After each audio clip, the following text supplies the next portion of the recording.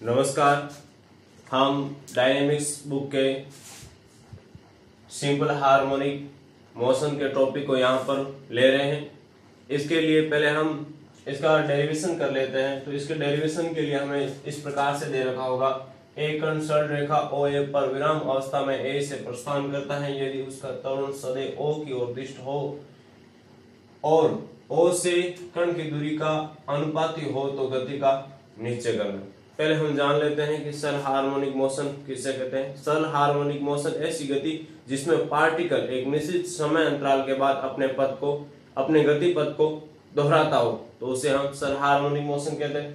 यहाँ पर जैसे कण अपनी गति को किस प्रकार से दोहराएगा उसे जान ले। जैसे पार्टिकल को हमने यहाँ A से मोशन दिया तो यहाँ O तक आने पर उसका वेलोसिटी हाईएस्ट होगा, तो इसका मतलब वो यहाँ रुकेगा नहीं, आगे जाएगा। यहाँ पर उसकी वेलोसिटी 0 होगी और यहाँ पर उसका त्वरण मैक्सिमम, और अगेन वो वापस O की तरफ, क्योंकि उसका जो बल है वो किसकी तरफ लग रहा है, यानी उसका त्वरण किस तरफ लग रहा है, O की तरफ। तो यहाँ से फिर O तक आएगा और यहाँ पर मैक्सिमम वेलोसिटी इस प्रकार से ये गति करता रहेगा। तो यहाँ पर हमने माना t समय पर कण किसी पॉइंट P पर है इस मोशन के बीच, और जहां हमारा OP x है तथा त्वरण, यह क्या बोल रहा है, त्वरण सदैव क्या है, उसकी दूरी का अनुपाती है। तो यहाँ पर त्वरण दूरी का अनुपात मतलब उसके साथ एक कांस्टेंट दूरी के साथ एक कांस्टेंट से मल्टीप्लाई के रूप में उसका त्वरण रहेगा, यानी उसका त्वरण μx है। तो इसकी गति का समीकरण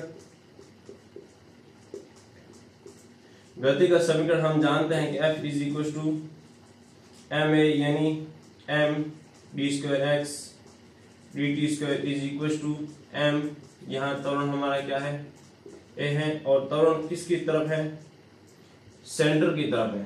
तो यदि पार्टिकल उस तरफ जैसे मोशन कर रहा है तो किसकी तरफ लगेगा, सेंटर की तरफ हमेशा।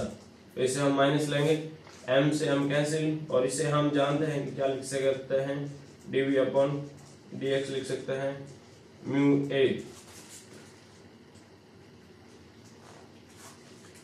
और इसके साथ एक वैल्यू रख दी, यानी एक की वैल्यू क्या थी हमारी, यहाँ से μx थी, तो यहाँ भी क्या आएगा, μx आएगा। अब हम यहाँ पर इसका इंटीग्रल कर देंगे। इंटीग्रल के लिए हम dv/dx को उस तरफ भेज देंगे, और इंटीग्रल करने पर v²/2, यहाँ चिन्ह किसका है, माइनस का है, माइनस μx²/2 प्लस c2। यहाँ से अब हम या c2 या c1 की वैल्यू कैलकुलेट कर लेंगे। जब x इज इक्वल टू 0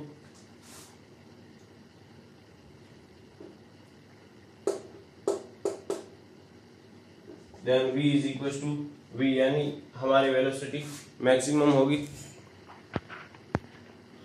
जब हम शुरुआत में प्रस्थान करवाते हैं तो x इज इक्वल टू क्या होता है हमारा a, यानी इसका आयाम। यहाँ पर लिख दे हम एक और चीज कि इसका आयाम क्या है, a है, और वहां पर प्रारंभ में हमारी वेलोसिटी क्या होगी, 0 होगी। तो यहाँ पर इस वैल्यू को पुट कर दें तो हमारा c1 कितना आ जाएगा, μa²/2 आ जाएगा। यहाँ पर इसकी वैल्यू पुट करने पर हमारे पास आ जाता है v² is equal to μa² minus x², यानी v is equal to √a² minus x²। यह हमारे पास यहाँ पर वेलोसिटी का फॉर्मूला आ गया, और साथ में प्लस माइनस क्यों लेते हैं, क्योंकि एक समय तो वेलोसिटी इंक्रीज होती है, एक समय वेलोसिटी डिक्रीज होती है, इसीलिए प्लस लेते हैं यहाँ पर। अब इसकी आगे दो स्थितियां ले लेते हैं हम। तो अब इसका फर्स्ट केस हमारा यह बनता है कि पार्टिकल हमारा जो है A से O की ओर गति कर रहा है या चलना प्रारंभ करता है। तो यहाँ पर हम देखें तो हमारा जैसे x है वो समय के साथ घट रहा है, x कहीं पर भी हो सकता है, यहाँ पर ले सकते हैं एक पॉइंट है जो कि चाहे। तो हम यहाँ पर नेगेटिव साइन लेंगे क्योंकि डिस्टेंस डिक्रीज हो रही है, और अब इसका हम क्या कर देंगे, इंटीग्रल कर देंगे। इंटीग्रल करने के लिए हम यहाँ पर माइनस लेंगे, क्योंकि हम जानते हैं कि जब माइनस में यह इंटीग्रल हो तो यह हमारा कोस इनवर्स हो जाता है, और यहाँ पर t हो जाएगा, और c1 हमारा कांस्टेंट है। अब c1 की वैल्यू ज्ञात करनी है, यानी यहाँ पर हमने इंटीग्रल किया और कोई खास बात नहीं की है, और c1 कांस्टेंट और c1 की वैल्यू ज्ञात करने के लिए हम इसकी इनिशियल कंडीशन लेंगे। इनिशियल कंडीशन यानी t इक्वल टू 0 पर हमारा x है जो a इक्वल टू होता है, c1 इक्वल टू 0 आ जाता है। यहाँ से यह आया, यहाँ हम x की वैल्यू निकाल लें तो हमारे पास आ जाएगी a cos म्यू t। और सेकंड केस है जो इसके विपरीत होगा, जब हम क्या करेंगे, उस तरफ चलेंगे o से a की तरफ, तो यहाँ पर पॉजिटिव आएगा और x जो हमारा क्या बनेगा, a sin म्यू टी बनेगा, यानी यहाँ पर माइनस चिन्ह नहीं आएगा, और ये हमारा क्या बन जाएगा, sine inverse x upon a बन जाएगा is equal to under root mu upon t. और यहाँ से जब वैल्यू कैलकुलेट करेंगे x की वैल्यू हमारे पास ये आ जाएगी। इस प्रकार से यहाँ पर दो स्थितियां बन रही है, अलग अलग क्वेश्चन के अनुसार हम इनका उपयोग करेंगे। अब हम इसके क्वेश्चंस ले लेते हैं। जैसे यहाँ पर हमने क्वेश्चन लिया है, एक कण सरल रेखा में सरल आवर्त गति में गतिमान है, विराम अवस्था से गति प्रारंभ होने के प्रथम सेकंड में a डिस्टेंस तय करता है और अगले सेकंड में b डिस्टेंस तय करता है, उसी दिशा में तय करेगा। सिद्ध कीजिए कि गति का आयाम 2a² upon 3a minus b तथा इसका आवर्त काल 2 अपॉन दिस होगा। अब हम इसका सॉल्यूशन के लिए पहले इसका फिगर बना लेंगे। यह क्या बोल रहा है, इसका O तो हमारा बल के अंदर है और A से गति प्रारंभ करता है, और प्रथम सेकंड यह फर्स्ट सेकंड की गति है, वो B पॉइंट पर पहुंचेगा तो उसकी डिस्टेंस A होगी, और सेकंड में जब वो B तक पहुंच चुका है और C तक पहुंचेगा तो उसकी डिस्टेंस B होगी। यह दूसरे सेकंड की गति है, और इसका आयाम हमने यहाँ पर माना कि इसका आयाम B है।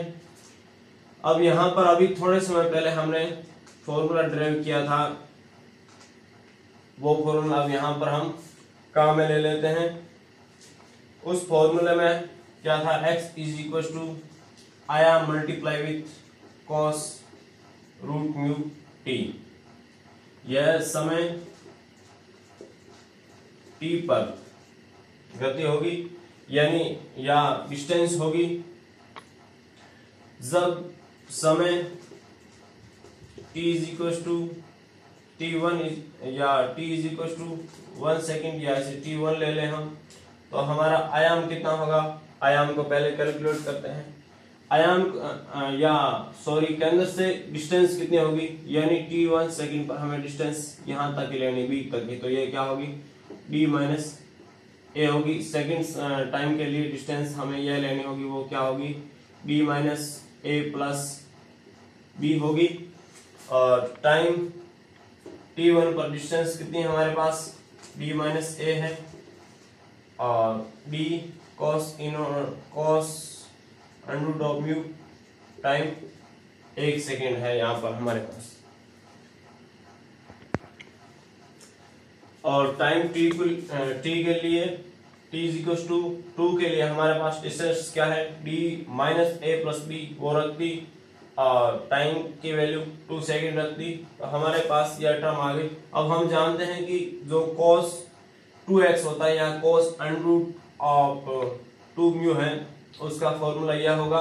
यहाँ पर हमने cos under root of mu की वैल्यू रख दी, जो कि हमारे पास यहाँ से आ जाती है, समीकरण 1 से हमारे पास cos अंडर रूट म्यू की वैल्यू क्या आ जाती है, d minus a upon d आ जाती है, और यहाँ से cos under root of mu 2 mu की वैल्यू निकाल ली, जो कि हमारे पास यह आई, और इन दोनों का वैल्यू पुट कर देंगे जब हम इस फॉर्मूले में। यहाँ जैसे हमने किसकी वैल्यू पुट की, cos 2 under root of mu की, और यहाँ पर cos म्यू की वैल्यू पुट की, और इनको सोल्व किया तो हमारे पास आयाम की वैल्यू यह आ गई, जो कि क्वेश्चन में रिक्वायर्ड है। अब हमें आवर्त काल निकालना है। आवर्त काल निकालने के लिए एक बार इसको वाइप कर दें। अब हमारे डी की जो वैल्यू है वो हमने किस में रख दी, इक्वेशन एक में इक्वेशन एक में रखने पर हम इसको आगे सोल्व करते हैं, इसको वैसे लेके इधर मल्टीप्लाई करवाएंगे तो ये दोनों तरफ से सेम सेम कैंसिल हो जाएगा, और ये b माइनस का है तो प्लस का होगा यहाँ पर, और ये -3a² हो जाएगा।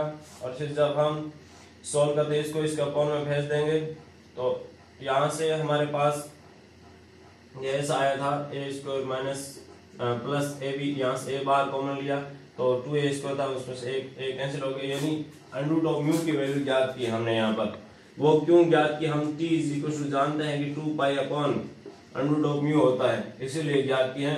और यहाँ पर मैं √μ की वैल्यू रख दूंगा तो मेरे पास क्या आ जाएगा, आवर्तकाल आ जाएगा। हम ऊपर से कंपेयर करें तो कि जो हमारा रिक्वायर्ड है वो आंसर आ रहा है।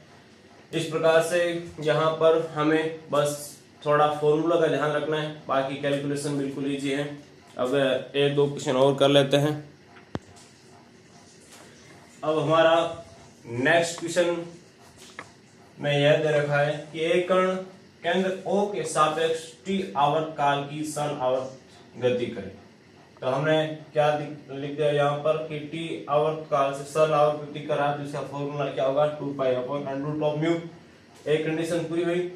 सेकंड, किसी बिंदु P जहां OP = क्या है, ये कोई पॉइंट P है जो कि पर्टिकुलर टाइम पर ये डिस्टेंस क्या होगी, B होगी। यहाँ पर हमने जनरली x लिए हैं OP की दिशा में तथा ये किस डायरेक्शन में चल रहा है, उस डायरेक्शन, यानी क्या हो रही है, डिस्टेंस इंक्रीज हो रही है न कि डिक्रीज। तो तथा यहाँ पर जब ये OP = B है तो इसका वेग V होगा। तो हमें सिद्ध करना है कि P पर वह पुनः कितने टाइम में लौटेगा, इतने टाइम, यानी हमें यहाँ पर दो टाइम याद करने हैं। एक तो P से A तक जाने में इसने कितना समय लिया और एक A से P तक आने में कितना समय लिया, जो कि सेम होगा।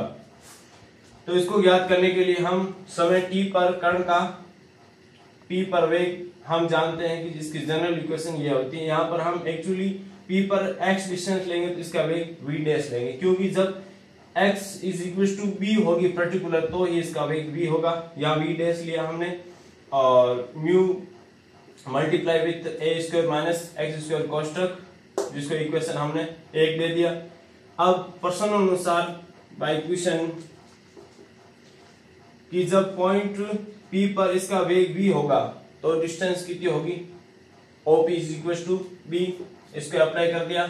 अब इक्वेशन जो कि एक है हमारी जनरल इक्वेशन, उसको ले लें, क्योंकि हमें यहाँ पर दो टाइम याद करना है, जब t = 0 और यहाँ पर t = t1 होगा, क्योंकि हमें इसकी टाइम की गणना कहाँ से शुरू करनी, P से, क्योंकि यह हमें कहाँ से कहाँ तक टाइम पूछ रहा है, P से A तक जाने में।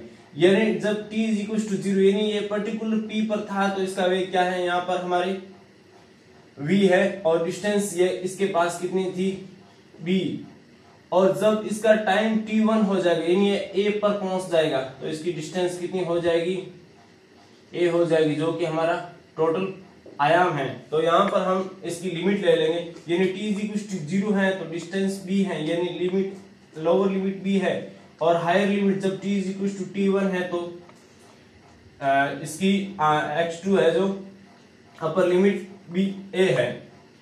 तो यहाँ पर लिमिट अप्लाई कर दी 0 से t1 और b से a, और यह लिमिट अप्लाई करने के लिए हमने इसके जनरल फॉर्म को ही काम में लिया है, जो कि इस फॉर्म की है।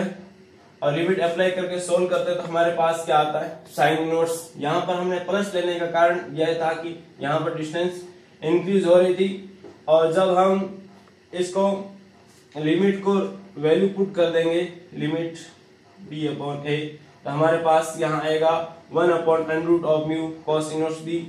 अब इसको हमें किस में कन्वर्ट करना है, tan में कन्वर्ट क्यों करना है वो भी देख लेते हैं हम, क्योंकि हमारे पास यहाँ जो ये फॉर्मूला दे रहा हो किस में दे रहा है, tan इनवर्स में दे रहा है, t/π tan इनवर्स, इसीलिए इसे tan में कन्वर्ट करना है। tan में कन्वर्ट करने के लिए हम जानते हैं कि tan इज इक्वल टू, हम तो त्रिभुज बना के वहां से वैल्यू रख के जब फाइनल करेंगे तो हमारे पास क्या आ जाएगा, 1/√μ tan inverse √a² minus b² upon b आ जाएगा। और यह एक्चुअली वैल्यू किसकी है, यहाँ से हम देखें तो v की वैल्यू है, तो यहाँ पर ये वैल्यू पुट कर देंगे, यानी केवल v की नहीं बल्कि किसकी है, v/√μ की है। यह वैल्यू पुट करने पर tan इनवर्स v/√μ b आ गया। और अब मैं जानता हूं कि जो मेरा 2π/√μ है वो किसको प्रेजेंट करता है, t को प्रेजेंट करता है। तो इसको यदि मैं t बनाना चाहूँ तो ऊपर नीचे 2π से मल्टीप्लाई करवा दूंगा, तो मेरे पास क्या बन जाएगा, t v 2π/b बन जाएगा। ठीक है, क्योंकि t की वैल्यू मैं जानता हूं यह होती है। अब बारी आती है मेरी इसकी टोटल टाइम की है, तो मेरे पास केवल t1 आया। कुल समय क्या होगा, मैंने कहा था कि यहां से यहां तक जाएगा, यहां से यानी 2t होगा। कुल समय इज इक्वल टू 2t1, इसको 2 से मल्टीप्लाई करवा देंगे, 2√μ tan इनवर्स tv/2πb। यदि ऊपर नीचे मैं पाई से मल्टीप्लाई करवा दूं तो ये मेरे पास क्या बन जाएगा, t बन जाएगा। तो ये मेरे पास t π/tan इनवर्स tv/2πb जो कि मेरा रिक्वायर्ड आंसर है। हमारे वीडियो को देखने के लिए आपको धन्यवाद। कोई डाउट हो तो कमेंट बॉक्स में कमेंट करें, और बीएससी के अन्य वीडियो भी हमारे चैनल पर उपलब्ध है। धन्यवाद। हमारे चैनल को सब्सक्राइब जरूर करें।